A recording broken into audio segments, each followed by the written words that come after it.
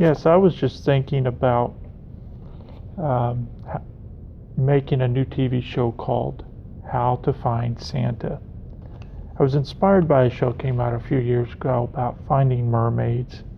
It was funny. It was a fictional show, but people actually believed it worked. Here's how my show would open up. First, you need testimonies. I would have these cute little kids dressed up in their Christmas clothes talking about their experience with Santa. Like some of them could say, we put some milk and cookies out on Christmas Eve. We woke up the next morning and it was gone. Some little kids could be excited. I came downstairs. I saw Santa at the Christmas tree. I ran up back to my mommy and daddy's room. Daddy was gone. And then you could have some kid crying.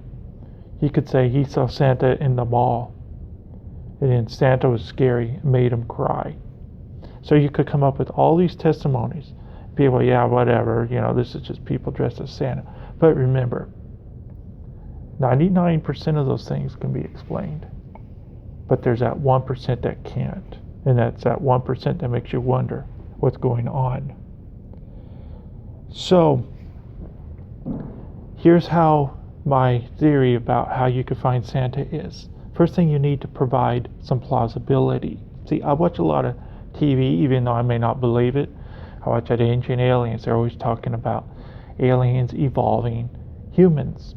Well, is it possible? Aliens could have caught St. Nick way back when and evolved them into an interdimensional being that uses string theory technology. Now, the string theory, I read and I've watched, read about it. I've watched it.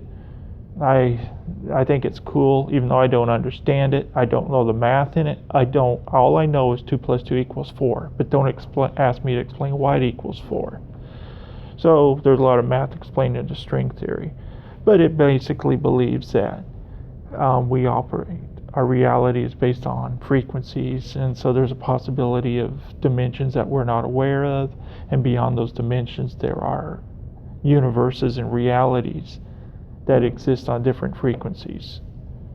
So if Santa is able to manipulate the string theory, that means he could be at more places than once, because if he's operating on a dimension that's a higher realm or going in and out of universes, time would mean nothing to him. So he could be everywhere at once. And also with those hidden dimensions. I think we're only aware of 3 dimensions. So then I think it says, string theory says there's 11 dimensions. And we're not aware of all of them. So there's a possibility he could be in the room with you right now in a hidden dimension watching your behavior. Because imagine if he was able to live in those hidden dimensions. Imagine if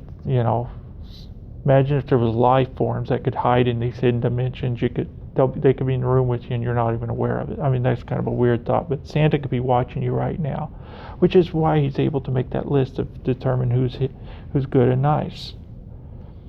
And if he gets into these higher dimensions, time means nothing to him. He could be everywhere at once. He could pop in and out. He could be at more than one place. If you take things down to a quantum level, that's what the atoms do. Imagine if Santa was able to do that. So if you look at it that way, there is a possibility Santa may exist. But there's also something else to consider. I don't think anybody's been good enough to see Santa. So that's my thought. And and here's my idea on how to catch him.